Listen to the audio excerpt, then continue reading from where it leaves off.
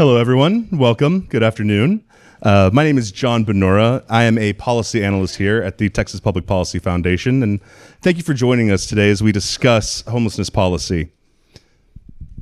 The current state of homelessness is reflective of an overall policy failure. Decisions at the federal level have corrupted the goodwill of taxpayer and the original mission of government involvement in the homeless space. Nationally, the homeless population is at an all-time high, and here in Texas, the homelessness has increased every year for the last decade. After all you have to do is look outside to see that there is a problem. Cities all across Texas have businesses that have banded together to employ private security guards to protect their property, and in some cases, even public safety. What's even more troubling is what is happening outside the city center. Homeless encampments in Greenbelt areas here in our state's capital are not only hotbeds of drug use, violence, and human trafficking, but threaten public health and safety with the waste they generate, as well as unintended campfires that have gotten out of control. And only too recently have we seen how dangerous this can be in drought-prone areas. The increase in homelessness is due in large part to guidelines at the federal level, which changed the focus from promoting self-sufficiency and individual trauma-based care to low-barrier housing, prohibiting programs that require commitment to job training, mental health therapy, or drug treatment from receiving grants. Other factors that have contributed to this include a lack of real-time data sharing between nonprofits, law enforcement, and outreach teams, a continuum of care system that is left largely unaccountable, and local government entities that refuse to enforce laws like public camping bans. Now, to correct this, the Trump administration issued an executive order entitled Ending Crime and Disorder on America's Streets, putting homeless policy on a path that focuses on safety, accountability, and demands results from homeless individuals and nonprofits. There is an analysis available, which I authored, that can be picked up at the front, or you guys can read at texaspolicy.com. The idea is not to treat homeless individuals as criminals, because there, but for the grace of God, go we, but to reach those who have the capacity to be reached and help them remove themselves from that cycle of homelessness. Today, this panel of experts in the sphere of homeless policy, moderated by my colleague, Jose Melendez, director of the Taxpayer Protection Project here at TPPF, will discuss what homelessness looks like today, how we arrived at this point, and what the future of homelessness may look like. We're also joined by David Gray and other officials from the Homeless Strategy Office here in the city of Austin. And I would like you all to you'll pay nice and close attention while we have this illuminating discussion on homeless policy and how it affects Texas. Thank you.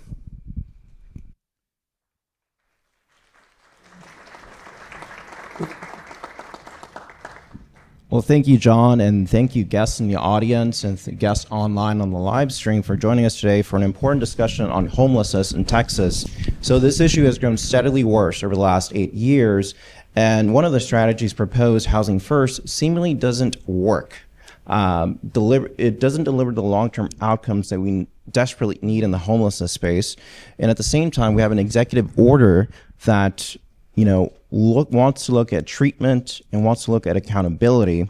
And so today we're going to explore how this is going to help the state of Texas as we tackle homelessness. And I have a panel that has a wealth of knowledge on the issue. And so I would love for you to just allow me a moment to introduce them. Lisa Hugman. So Lisa is a co-founder of Family Bridge and serves as homelessness solution strategist. Hugman is a dedicated community advocate with extensive experience in Austin's homelessness response ecosystem, specializing in strategic coalition building and cross-sector collaboration. She actively engages with the state and local government, leading to significant policy breakthroughs, including previous collaboration with the Texas Governor's Office that resulted in $55 million in state funding for Austin's homelessness services. She is a graduate of the University of Maryland with a bachelor's degree in science and in business and finance. Next, we have the Honorable Tian Parker, Texas Senator for District 12. Previously serving in the Texas House, Parker held leading committee roles on policy matters vital to our state. His legislative accomplishments represent his extensive work fostering Texas economic vitality and protecting our most vulnerable. The bedrock of his service is exemplified through passionate advocacy for community and fighting for common sense conservative principles that strengthen Texas prosperity. Senator Parker graduated from the University of Dallas and earned a master's degree from the London School of Economics before building a distinguished private sector career in technology and private equity. Ashley Quinones. So Ashley serves as the U.S. Department of Housing and Urban Development Southwest Regional Administrator, serving Arkansas, Louisiana, New Mexico, Oklahoma, and Texas. So Mrs. Quinones was appointed by President Donald J. Trump during his second term in 2025. And as a regional administrator, Ms. Quinones oversees field operations across the region to further HUD's mission and advance Cabinet Secretary Scott Turner's priorities focused on ensuring everyone has the opportunity to achieve the American dream. Prior to joining HUD, she served numerous communities throughout Texas in the healthcare sector, where she was responsible for implementing legislative and public policy strategies, leading efforts in strategic planning, business development, outreach, and community engagement on behalf of large healthcare organizations. Ms. Quinones is a fifth-generation Texan, magna cum laude graduate from Texas A&M University, where she earned a Bachelor's of Science degree in political science.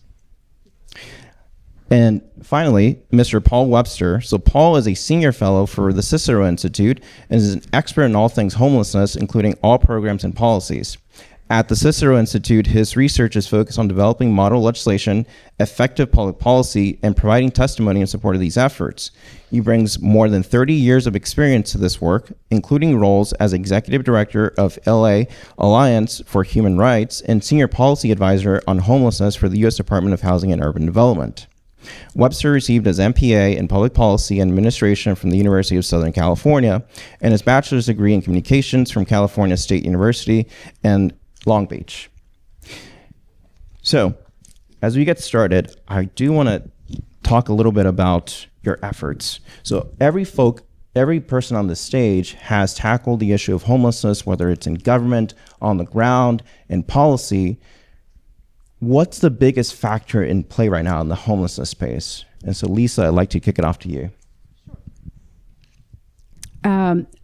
There are so many issues in play, and so I picked the one that affects me the most, and I didn't think the other panelists would mention. That is the prioritization scale in the intake process. Oh, that's a bunch of words. And basically, when a homeless person, we would call them a client, comes forward and asks for help, they are evaluated by a caseworker and they are given a priority number. What we have in the way of policy is the chronic homeless who are the most in need receive the housing help, as opposed to trying to carve off the newly homeless or the prevention, which would cost less and reduce our numbers faster. This creates a lot of problems. First, we have the situation where the chronic homeless are, in effect, incentivized to stay homeless as they need to be in that state to receive the housing that they've been promised. Once they're in that housing, they are the least likely to have a successful outcome because of their adverse situation. They're also the least likely to engage in services that are offered to them. We hear a lot about services. Unfortunately, when that housing term is up for that homeless person, that housed person, we have a very high rate in Travis County of those folks returning to unsheltered living in an encampment. Okay, so let's look at the other end, which are the newly homeless. You know, in Travis County right now, the highest demographic of homeless is families, and they're pouring in at a high rate every month. The numbers are increasing monthly. So these folks that are not, they're not addicted to drugs, they're not suffering from mental illness, they're the ones that really could use the help. With Family Bridge, these are the clients I have. I can give you an example. Adrian is a single mom with 2 young kids. She fled from an abusive marriage in Florida and came to Texas and ended up car camping in the Walmart parking lot in Sunset Valley when I found her, and she came under my care. I tried to find help for her, but she's overqualified. She has a car. She had a part-time job working DoorDash. She wasn't on drugs, no mental illness, and she had some college under her belt. She's a great mom. And so philanthropic dollars are what helped provide the prevention into homeless for this individual. And then we reunified her with her parents back home in Miami using one of our local reunification services out at the Other Ones Foundation. So that's a real problem in that prioritization scale. Yeah. Excellent. Senator Parker, what's the most important factor right now in the homelessness space? Well, first of all, it's great to be with all of you. It's great to be with our friends here at TPPF. Thank you all for sponsoring this and putting it all together and your leadership on the issue. And it's great to be with so many friends here in the audience as well. So I want to tell you how much I appreciate you caring about this issue. I guess it is now. So I just want to thank you all for being here, and very grateful to TPPF and all of the wonderful friends in the room that care about this issue. Listen, it's hard for me to narrow it down just to one particular thing. I think there's so many things to talk about. I'll try to be brief. But, fundamentally, as was said in the opening, federal government policy for many, many decades has failed this country when it comes to the homelessness issue, period, end of story. And so how do we solve it? Well, I think first and foremost, we've taken this historically, this command and control structure coming from DC down to the states. And we're really turning that upside down with the president's executive order and allowing the states to drive. For those of you that know me in this room, I'm very passionate about federalism. I believe the 10th Amendment is real and needs to be utilized at every turn, and that the states drive real innovation and real breakthroughs in every area of human endeavor. And when the states compete, the American people win. That's what the Founding Fathers envisioned. That's what it needs to be. And the states drive the agenda, not a broken capital in D.C. historically before this new session of Congress and the new administration here in January. So what I would tell you is, because of those failed policies, you see all this byproduct, if you will, of bad, catastrophic decision-making over decades. And so when you see the fact that this problem is growing, it is growing by leaps and bounds. So the first thing I look at as a legislator is, okay, first and foremost, as a person of faith, this is absolutely unacceptable to me that men and women that are created in God's image and likeness are allowed to suffer on the streets in their feces, and we don't give a damn about it, that we allow them their constitutional liberties to be able to sit there and die. It's nonsense. And so that's the first thing to me that is just absolutely egregious about the whole process that needs to be addressed. And so it's been an honor for me to start tackling these issues the last couple of years in Texas. So many of you in this room have been part of some of those roundtables I've been very fortunate to put together with 100 or more stakeholders from all the cities, all the leadership in those communities on these issues, the nonprofits, the charities, all that are serving, trying to find common ground. I'm blessed to be the Republican leader of the Senate. I can drive any policy I want to drive down. But if I don't have broad buy-in, I'm going to be very candid. If only 51 or 52% of the folks agree with what I'm doing, it's going to be failed. It's not going to be implemented with fidelity or the vision that we have. So I try to bring together every stakeholder I possibly can to find common ground on these very important issues. But when you look at what's taking place, we've got to be able to address the issue where first responders on the streets here in Austin, Texas, can go and take someone off the street that is having challenges, that is not able to make a good decision for themselves. We had to alter in my legislative proposals that have passed the Senate, but not yet the House. But I can assure you they will pass next time around. But what I'll tell you is we had to change that process ever so slightly to allow a first responder to take that individual to get the help they needed. Not to a jail, not to an ER, but to go to a specialized triage center that enables folks to get care and treatment. If they need acute mental health services, they'll get them at that point. If they don't and they're able to be on their own without that support, guess what? As opposed to giving them a kick out the door, we're going to give them a warm hand and give them an extension to an agency or a great nonprofit that can help them get back to self-sufficiency, to learn some job skills, to get employed, to get healthy again. All those things that need to be done in order to be successful. So all of these to me are the core elements that need to be addressed more intelligently, along with, frankly, finding a centralized services model for the major counties in this state and, frankly, for the country. I believe in centralized services. The San Antonio Haven for Hope model, I think, is optimal. You bring together thousands of great nonprofits, all the agencies, into a centralized location where everyone in that community knows they can go and volunteer, they can go and be philanthropic and donate, they can get help for people that they love or know that need help, and certainly that those first responders know where to take individuals. So those are the key items for me about how you address this solution going forward, along with addressing fundamentally the issues, the stigma around mental health. I think we've done a heck of a job, to be very candid, the last 10, 12 years of making real gains in this regard. People are understanding that if you're dealing with a mental health challenge, it's no different than a broken leg or a broken arm or some physical ailment. It is a part of your body that is not functioning well. And as conservatives, we need to embrace that. We need to accelerate the intelligent use of it. We need the states to drive the agenda. We can't do it alone.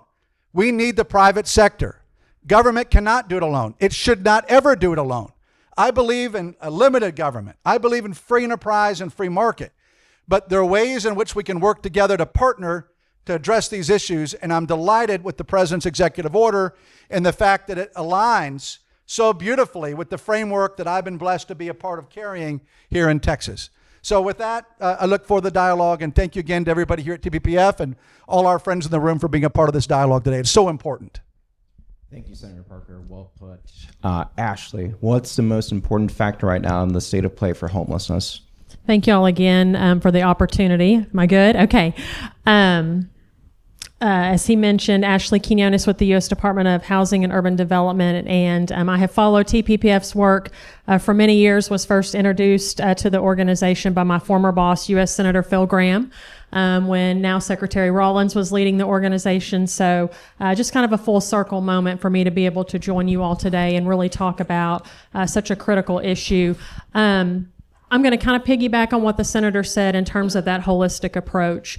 And you see it within the president's executive order, that holistic approach coming through. My background, again, 15 years as a healthcare executive throughout the state of Texas.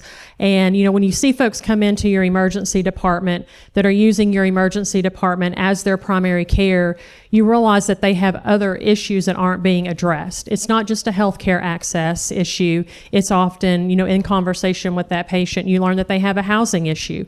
They have, a food insecurity issue. They have a litany of issues. And so the Secretary Scott Turner, very intentional about the appointees within HUD, not only coming into HUD with a housing background. And so that's how I ended up in my role. And so now, being within HUD, when I'm looking at the issue of homelessness, I see a healthcare issue. I mean, we are treating the same population, if you will, whether it be in a public hospital district here in Austin, Texas, whether it be in a private health system in Austin, Texas, whether it be, dealing again with individuals that are homeless on the streets of Austin, Texas, or, list any city within the state.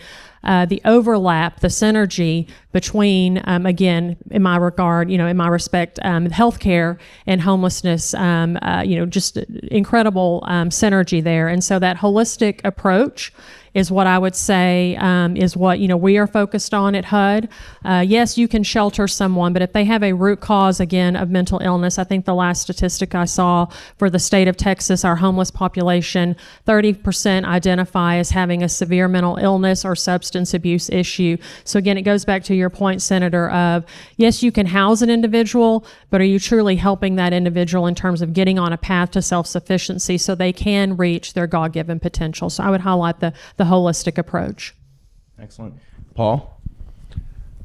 The single greatest factor affecting homelessness over the last, I would say, 20 years is the federal government's policy that put the prioritization of addressing homelessness on providing government subsidized leases instead of addressing the root causes for why people are unable to, access treatment, why they're driven out into the streets, why they exchange the destitution of the streets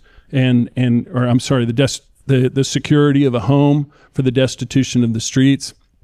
I think in 2009, when Congress passed the Hearth Act and changed the way that communities were funded to address homeless assistance and put in place this continuum of care regime and really significantly regulated what federal dollars could do at the local level outside of the authority of municipalities, outside of the authority of states, and essentially minimizing the impacts of serious mental illness, powerful agents on the street that are ubiquitous, that are dirt cheap, that are highly addictive, and that are susceptible to creating psychosis, and also the idea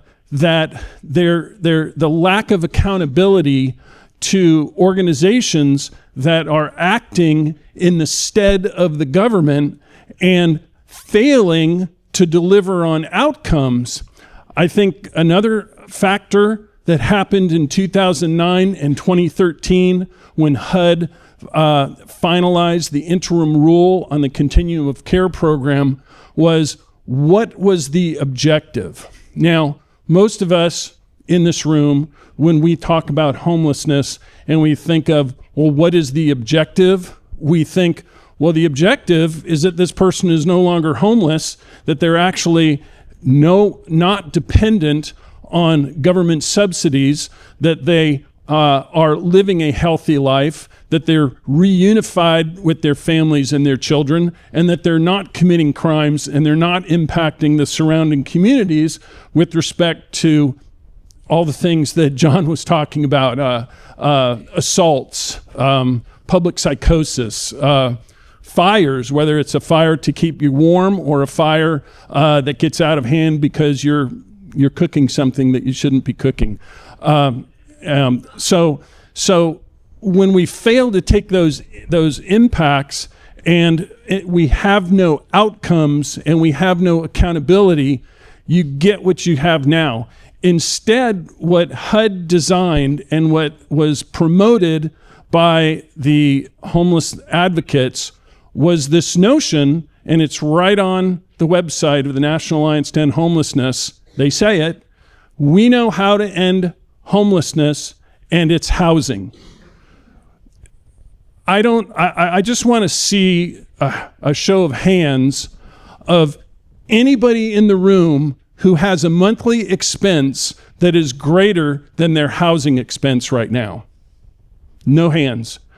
What this means to me is that the federal government, in its wisdom, has decided to subsidize and provide the most number one expense to people who have very, very limited ability to earn income, and we think that we can actually scale that to solve underlying problems that are not that don't have anything to do with their ability to enter into a lease contract and pay the rent. So I think that the federal control, the federal regulation, we have no understanding of how to move the needle. I ask city council members, I ask state legislators all the time, I say, is homeless going up, going down, or staying the same? Most of them don't have a clue, except for what they see and the rejection of the destitution and the civil disorder that they see on the streets. So I'm a big data nerd, and I say, look, if you can't measure what your programs are doing, you have no idea what impacts you're making. So in addition to what the single most factor is on homelessness with respect to how we got here, it's the federal government.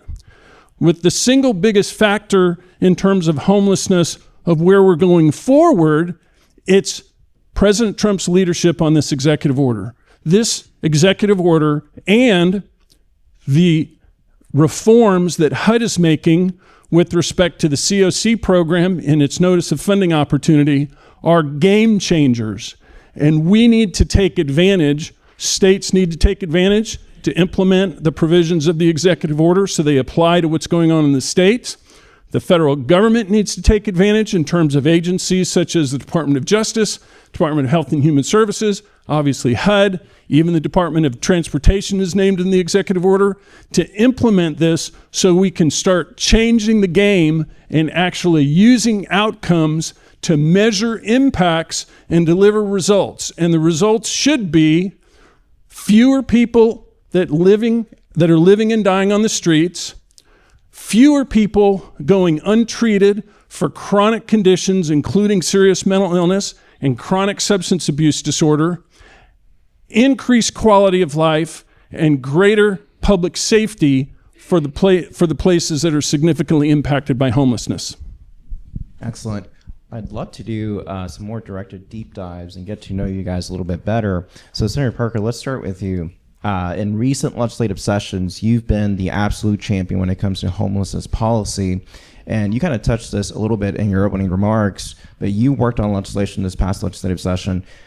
I'd love for you to talk to us about or walk us through those legislative measures and tell us how those measures would have impacted the state of Texas. Well, look, I'm just so blessed to be here with this panel with these incredible experts here that are living it, working it 24/7. Listen, first of all, I just got to make one comment before I answer that question. I thought that your assessment is spot on about the lack of data. And for those of you that were a part of the roundtables I was blessed to put together in 2024 with stakeholders across Texas, we hammered on the lack of data. I'm a business guy. I do venture capital, private equity work in order to provide for my family and be a lawmaker all these years voluntarily, effectively. And what I will tell you is that I was so frustrated, as I often am in different areas of government, to see that we had so little data, so little information that was worth a darn, that was timely, that was up to date. And I knew how many beds I had available in a particular city, or I had, how many folks tonight are at risk, or where are we? We just have, in my mind, very little access to that kind of data. And a lot of that, of course, is old federal government siloed technology that is broken and needs to be updated and upgraded in a 2025 world. And I know that with Ashley and our wonderful secretary, I call him Scotty T, with all due respect. He's my dear friend I love and worked with for many years in the Texas House. Secretary Turner understands this dynamic, as does the president, and the importance of addressing it. So with that being said, let me answer your question. I would tell you that in terms of what we tried to accomplish, again, I wanted to bring together all the stakeholders in Texas to address the issue. I don't pretend as a lawmaker to have the answers to every topic under the sun, whether or not I'm driving capital markets for Texas and the stock exchange, or whether or not I'm blessed to drive homeland security or cyber, or here talking about homelessness.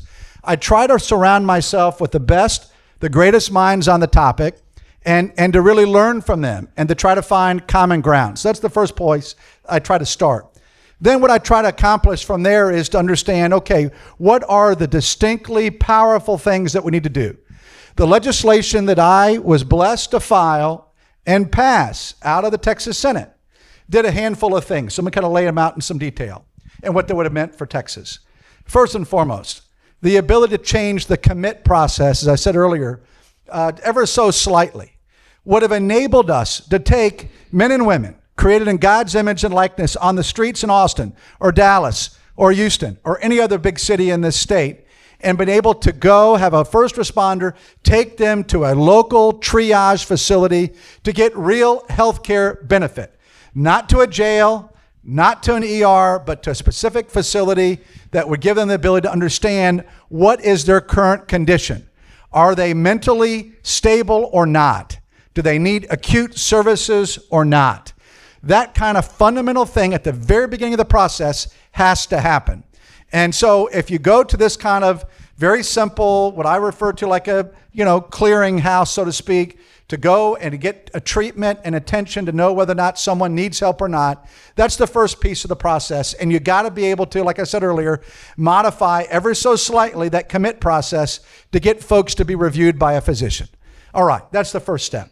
And that's what my bill would have done. I think if that bill had been implemented, that element alone, we'd be addressing this problem all across the state. And so, yes, I care as a person of faith, as do all of you in this room, about the human being. But then I also care about the public safety of 31 million Texans that every day deserve the right to be in their downtowns in Fort Worth and Austin and Dallas and enjoy it without worrying about some issue, something that's happening, something that puts them and their family at risk. I want our families that are over here closer to the beautiful geography here, I say topography of Western Austin, to be able to come and enjoy downtown Austin again. They're afraid. They don't come here on Congress Avenue anymore. How sad is that? Because of the homeless problem has become so bad. It's also affecting our business community, okay? Look, let's be real. The only way we can afford any type of assistance for people that need help through our Health and Human Services, the only way we can fund education, fund water, fund roads is an economy that is growing at a faster rate than any other state in the country. We're the 8th largest economy in the world. Our modeling projects that we'll be number 7 before year end. That means larger than France when we jump to number 7, larger than Russia, larger than Canada. And so we have to address all of these issues intelligently to protect our business community. It's what drives all of the blessings that we have in this state. It's job creators, entrepreneurs, the DNA that makes Texas, Texas. And so we've got to protect that as well. We can't become San Francisco. San Francisco has been such a disaster the last couple of years. All of those downtown businesses have absolutely just died. They're gone. And they're trying to figure out how to recover. Well, I don't want to see our Texas ever be in that situation. So what I'm talking about in terms of this process, getting people off the street, clearing house, getting a medical assessment faster for more people would make an enormous difference in getting people off the street. And as I said earlier, if they have a real problem, they're going to be able to get the services, the medical services they need intensely. And if they don't, and they can live on their own and be self-sufficient, as opposed to, again, just a good kick out the door, is what we've done over the years, we're going to give them a hand and really make certain that we carry them from that experience to the next place that can help them when they're in such a desperate situation. With regard to housing, yes, appropriately, but health care, to learn a skill so they can be providing for themselves and their families again, and to get healthy. So all of those elements, along with this centralized services model, is what I'm advocating for. I want every big county in Texas to have 2 of these facilities. I'm not trying to turn upside down the apple cart with regard to all the great work of all the ministries that are happening in all these cities today. That's fabulous. I applaud it. I think it's great what they're doing in all these big cities and working with the local agencies, the cities. It's great. Leave it alone. But what I'm saying is this problem is not shrinking. It is growing. And it is growing by leaps and bounds, largely because of the mental health issues that are very acute and are growing. We could talk about the root cause of those another time.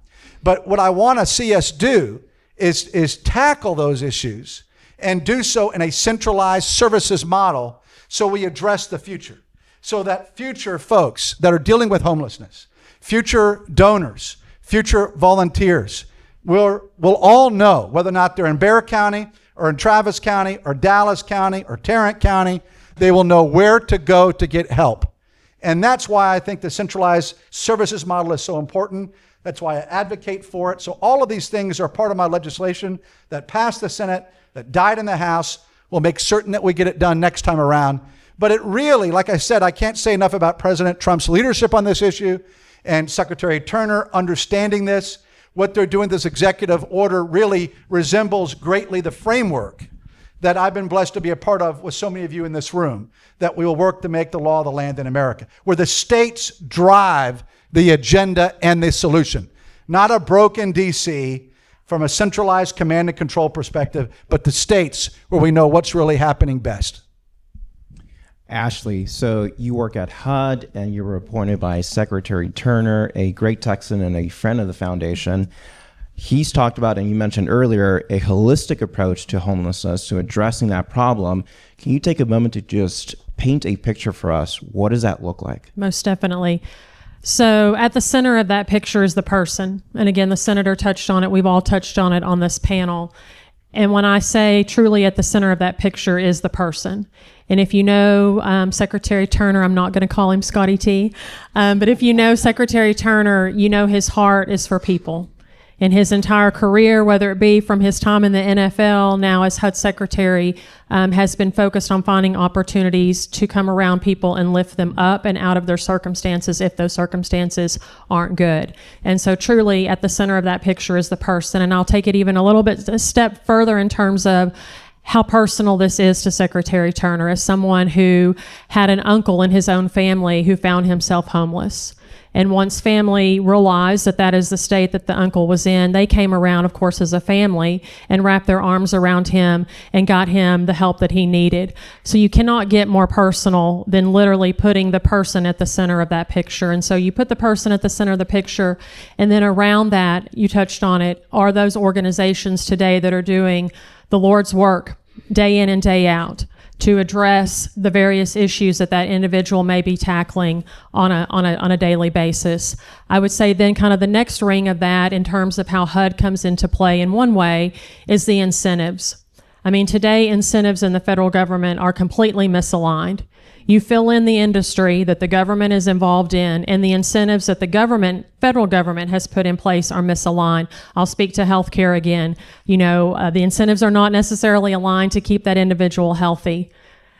Same in regards to, housing. Same in regards to, various incentives at the federal level within the U.S. Department of Housing and Urban Development where, how can we better incentivize more private entities to get involved to support individuals that are struggling with homelessness? How can we incentivize someone to get on a path to self-sufficiency, to get that education, to get that training, to get a job, not worrying, I may then lose the house that I do have today if I actually get a job or I get the next highest level paying job. So I would say, secondarily or third in that painting the picture is the incentive piece of, us within HUD working again, with the president, working with our other partners, looking to how can we better incentivize and align those incentives. And then lastly in that picture is really breaking down the silos. And again, I spoke to this earlier about the secretary being very intentional for those that are on his team, not only having housing backgrounds. I think that lends itself to those silos. And so we're working with, all of our partner agencies at the federal level to have that open line of communication, whether it be the Department of Justice, whether it be, Health and Human Services, whether it be the Veterans Affairs organization or administration. That the other part of that picture is really working hand in hand with our other federal partners to really create a system that truly works for the individual, again, that's at the center of that picture. Paul, for years you've done excellent work on homelessness at the Cicero Institute, and you recently released new research touching on federal reforms. Can you talk to us a little bit about those reforms and how that may align with the current Trump administration and HUD? Sure. Thank you so much. So when you look at public policy that is addressing homelessness, I think one of the challenges is that, and I appreciate your affection for data, Senator Parker, because you and I, we can nerd out together. But when you don't know what you're measuring, you're never going to know what you're going to get. In other words, what you measure, you get. And really, this is an issue of numerators and denominators. Remember that? I think I learned this, I think I was in 5th grade, what the numerator and denominator is. So remember, the denominator is your universe. How many people are in this room, right? And the numerator is how many of those people are left-handed, right? So we don't do that when it comes to homelessness. When it comes to homelessness, we create this broad brush that says everybody has the same problem and the government is the answer with the provision of subsidized housing. And so what we're trying to do, and one of the things that I've done recently is I've looked at the analysis, the assessment, the audits, if you will, from 5 different jurisdictions, the state of Washington, the state of California, the city of Los Angeles, the state of Arizona, and the state of Louisiana, looking at the continuum of care in New Orleans. And those studies, those analyses were very revealing because they hit on a number of issues that were very common. Financial oversight, lacking. What does that mean? That means you're not getting what you pay for, right? Data gaps. What does that mean? Means we're not measuring things consistently, and therefore we can't make decisions. Neither can we report whether things are going up, down, or staying the same. Service delivery problems, empty beds when people are on the street, double, triple counting individuals and paying for the services for the same individual more than one time. We also saw significant challenges in terms of just general accountability. And I do a lot of work in Los Angeles. Los Angeles, if just to, I appreciate you don't want to be like San Francisco. San Francisco is actually starting to get better. Don't be like Los Angeles. But here's the challenge. It's not a bad criticism. But so during in Los Angeles, as my work with the LA Alliance, we sued the city and the county of Los Angeles because of their poor policies and results with respect to homelessness. As part of the jurisprudence, as part of going through our arguments with the court, we asked the court if we could hire some kind of an audit, and we were able to do that. And it was really great because we got a great audit firm, Alvarez and Marcel, who's a global consulting company. It's not just some guy with a pencil and a pad of paper from LA who happened to know the right people, right? You know what I'm talking about. So they did an analysis of what was going on in the city of Los Angeles, and here's what they said. They said, it's like a bowl of spaghetti. You cannot follow one strand of spaghetti to get to an actual outcome. So the challenge then is how do we translate that into public policy? How do we increase accountability? How do we make sure that outcomes are true outcomes? How do we make sure that the intervention isn't causing negative externalities, such as increased costs for fire department responses to homeless encampments? How do we make sure these negative externalities aren't showing up in the emergency rooms? So one of the things in the executive order, and I love your idea about these one-stop, places to go. The executive order makes provision for that with this certified community behavioral health clinic promotion. The Congress has actually done a wonderful thing to provide to states to say, look, we have this model. It's a cost-effective, very effective model, particularly with respect to reducing jail time and recidivism, reducing emergency department visits, and reducing homelessness in general by making sure that people are integrating, people have access to treatment for serious mental illness, treatment for substance use disorder, 24/7 crisis management, and those kinds of things. When they're integrated with housing and the ability of communities to actually respond to the issue on the street. Here's the other great thing about data. When you understand how many people in the room out of X number of people are left-handed, do you know what you can do? You can make decisions like saying, how many left-handed desks do we need? When you treat everybody the same, you can't make any kind of decisions, and you can't make any distinctions about the number of people that need intensive substance use disorder treatment, the number of people who need employment services, the number of people who are trying to escape drug addiction and into recovery so that you don't put them back into housing with active addicts and dealers. That's the power of data to help you make decisions.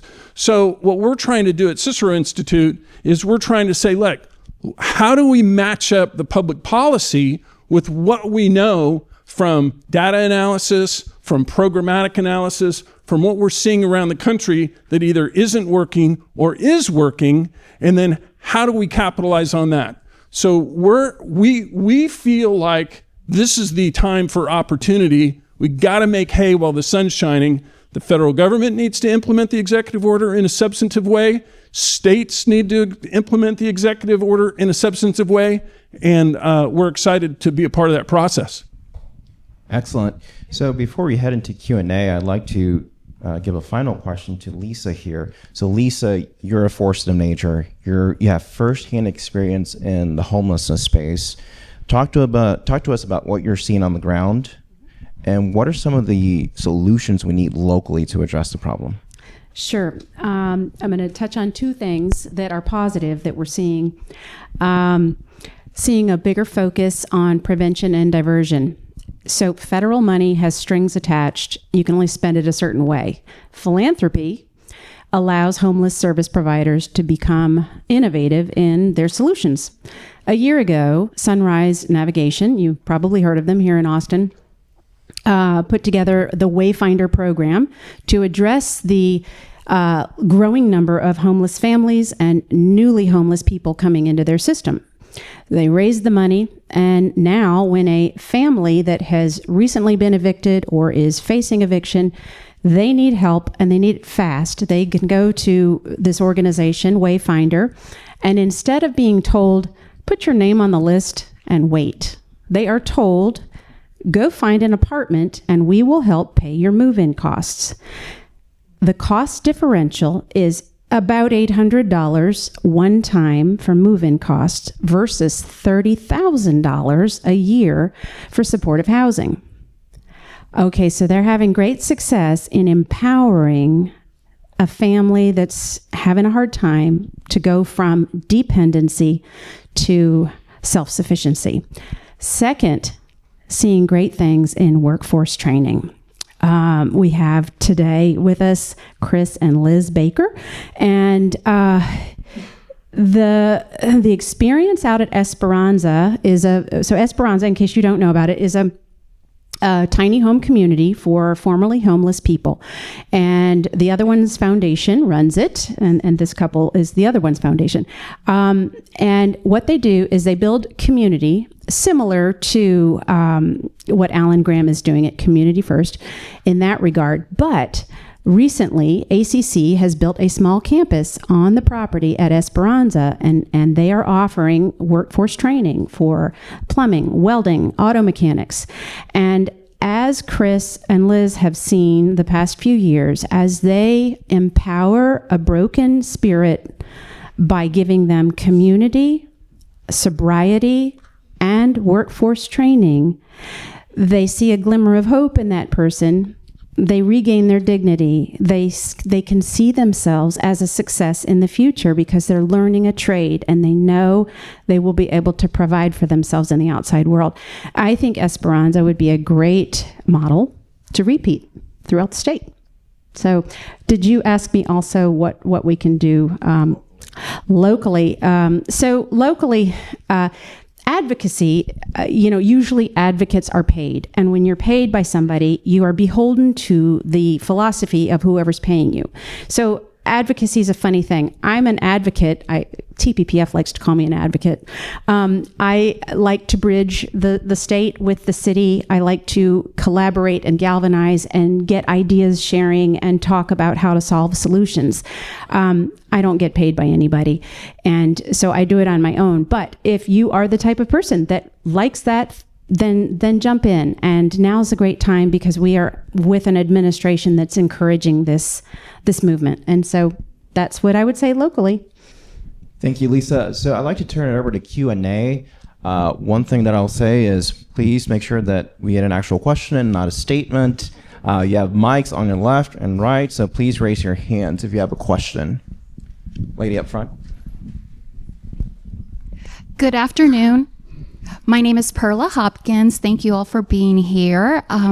As a woman veteran, one of the most emotional and hardest thing is to see fellow veterans, especially here in the greater Austin area. And so I often pass out like some housing and veteran crises cards that I have, or if I have some cash, I trust that they are a military veteran that is suffering.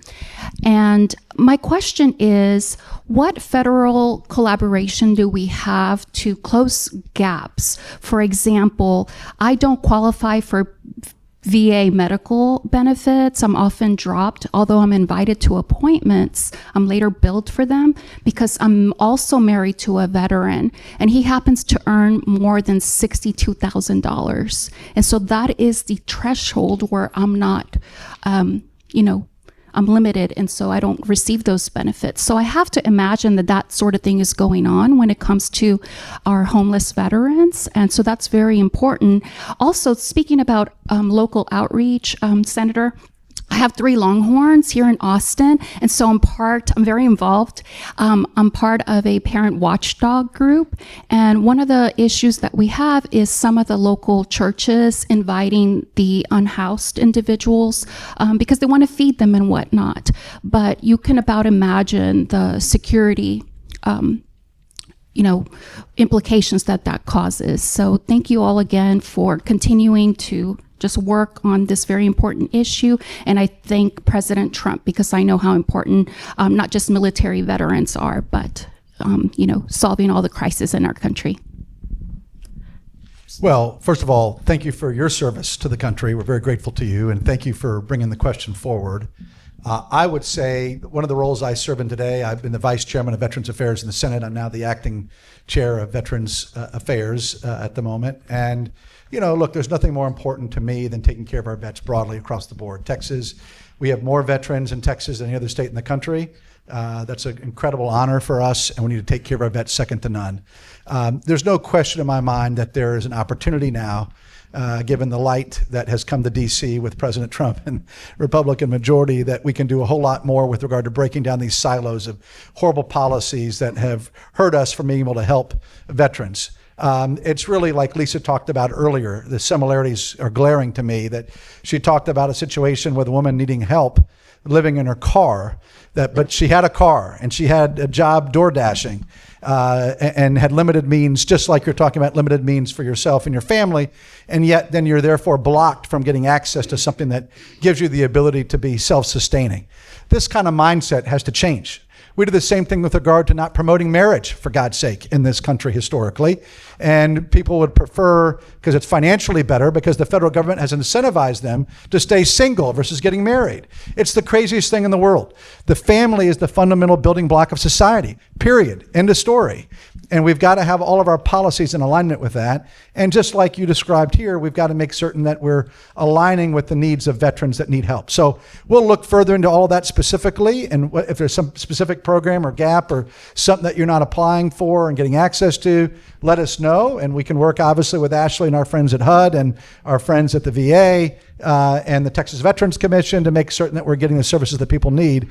But bottom line, just reach out to me. And your final comment with regard to safety for our kids. You got our kids that are students here at UT, and we appreciate all the churches and ministries taking people in, but when they're taking the homeless in, at the same time they want to help the youth, there is, without question, we need to be honest about this. There is definitely a security threat to our kids.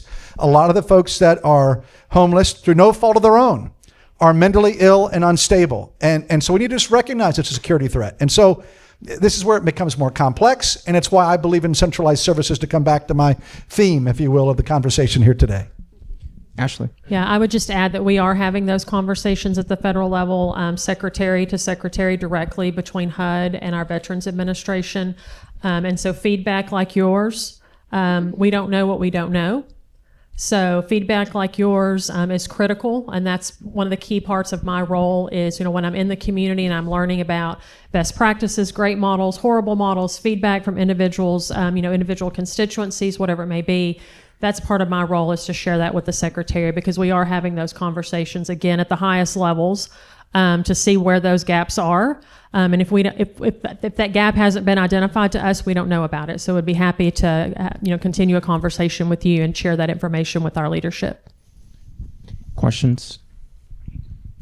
Hello there. My name is Christina Snyder, and I had a question regarding the current laws that exist in order to enforce penalties for public loitering or setting up tents in parks, and just endangering families and children that are near these homeless communities. For example, riding the bus in Austin is very dangerous. However, it's free for homeless people. So I have a friend who tried to ride the bus, but he forgot his ticket and he wasn't allowed on the bus. However, the bus was full of homeless people. So how is the state currently working towards enforcing these laws in local cities with a lot of rogue bureaucrats that just exacerbate the homelessness problem?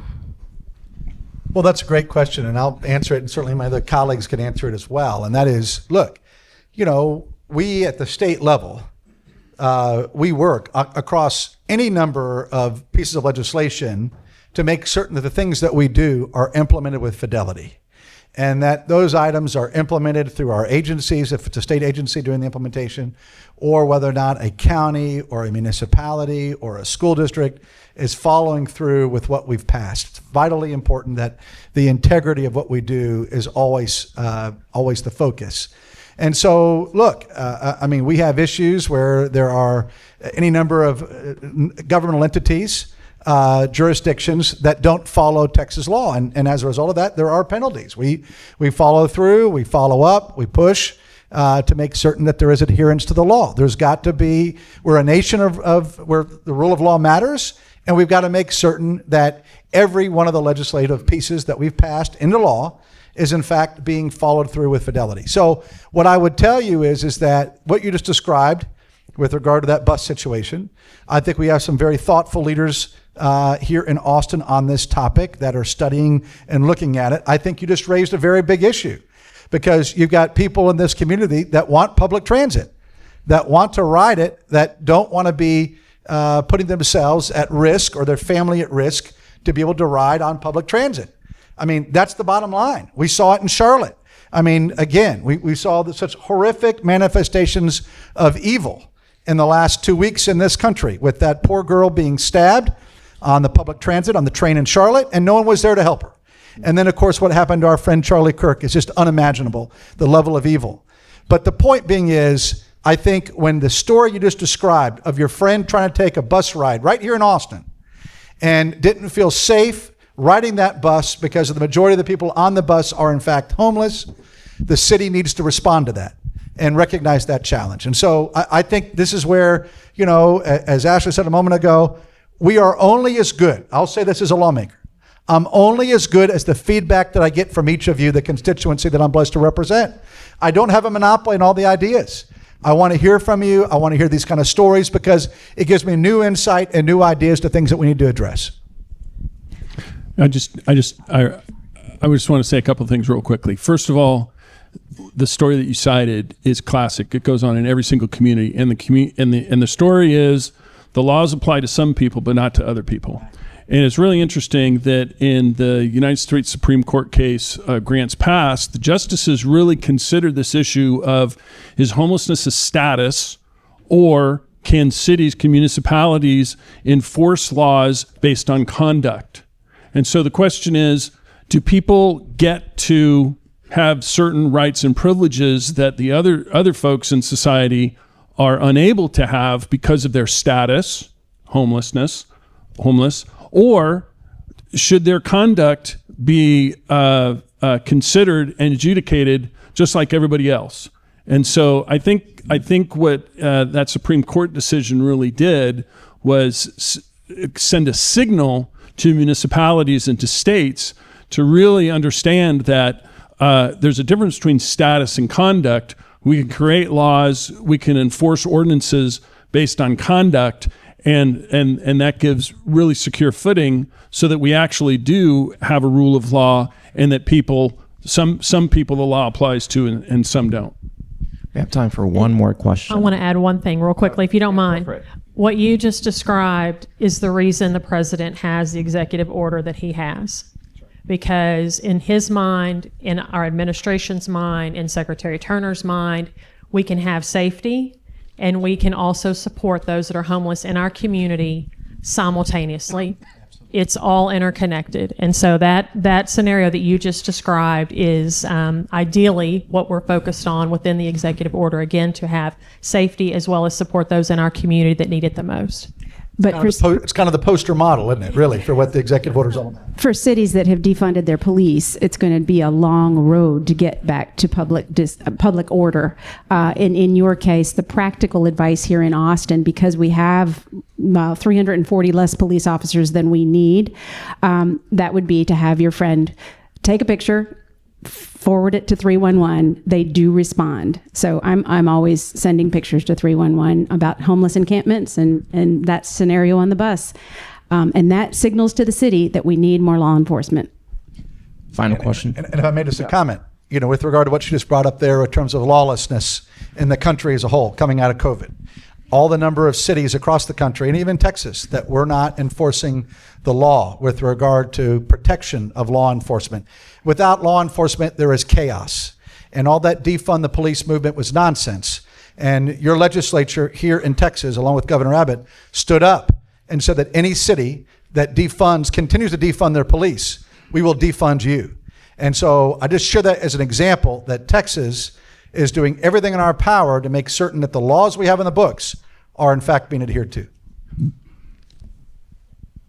Hi, Jennifer Mushtaller. I'm a physician. I've worked in psychiatric emergency. I've worked in Travis County or Tarrant County corrections for women.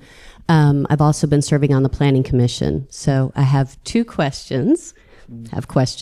First, you slid in a very good innuendo, but it's a very important point about holding laws for people who need help. So if you've got somebody brought in for mental health, you can only detain for so long. So that is a barrier to being able to move people into a more surround care situation like you're proposing. And you mentioned it, so I wanted to see if we could have more discussion about potential changes to laws that still respect the individual rights, but help us with the holding and the filing that we need to do that.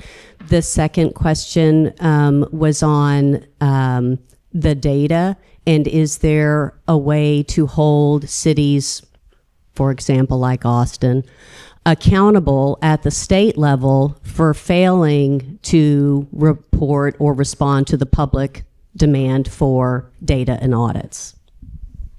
Well, let me come back and take the second piece first. So yes, I think in terms of being able to hold the cities accountable, we have to do that. Doesn't matter if it's Austin or what city it is, we have to hold them accountable to make certain that the laws are being followed. So with regard to audits, with regard to data, accuracy of data, all of those things, absolutely every day of the week and twice on Sunday. I think that's very, very important that we do that. With regard to what you asked about the fact that you need to be able to treat these individuals or be able to spend more time with them, and you have such a limited window of time today, given the current law in Texas, that it's a hindrance. It's really asking you to take care of this need in this population. That's the underlying issue, but do it with your arms and your legs tied behind your back. And so what I recognize is the importance of ever so slightly tweaking, if you will, the law to enable that police officer to take someone off the street that could be of endangerment to themselves or to others, and then to extend that time period to 48 or 72 hours, just another day or two, nothing significant in terms of civil rights, but give us more time to be able to really determine, do a medical assessment of whether or not that individual needs a permanent, more intensive environment, or whether or not they're okay and they can be released, as I said earlier, with their hand being held and given to a new nonprofit that can help them to find jobs, the ability to help find additional health care, housing, all those kinds of things that, in my mind, the way I think about it is that the philanthropic community historically has done the majority of that. Texans are the most generous people on the planet Earth. And because of that, because we're so philanthropic, and Americans are the most generous people on the earth, I really fundamentally believe that. That's why I've always believed that a limited government can address all of our needs and challenges as long as you're working and partnering intelligently. Open communication with all of those great ministries and nonprofit sectors. So I think what you're describing is the challenge, and I think what we've been trying to do with this bill that should have passed before June 2nd in the House, but died in the House. And that's a whole other topic for me as to why that happened. We could go on for hours on that. But the point being is that we will get that bill passed. It will be in alignment with the president's executive order. And you'll see Texas lead, working with the administration, Ashley and Secretary Turner and the president, to make certain that I think Texas leads in all things on homelessness like we lead historically on every other issue. Paul? Two things real quick. I think I really appreciate your question, because this idea of involuntary holds is important. Remember, most of these state laws with respect to involuntary holds, 72-hour holds, they were passed before the crisis of methamphetamine and fentanyl. So the challenge that's happening in emergency departments is that you'll have somebody that co-presents with a serious mental illness, schizoaffective disorder, uncontrolled bipolar disorder. You're a doctor, you know this stuff.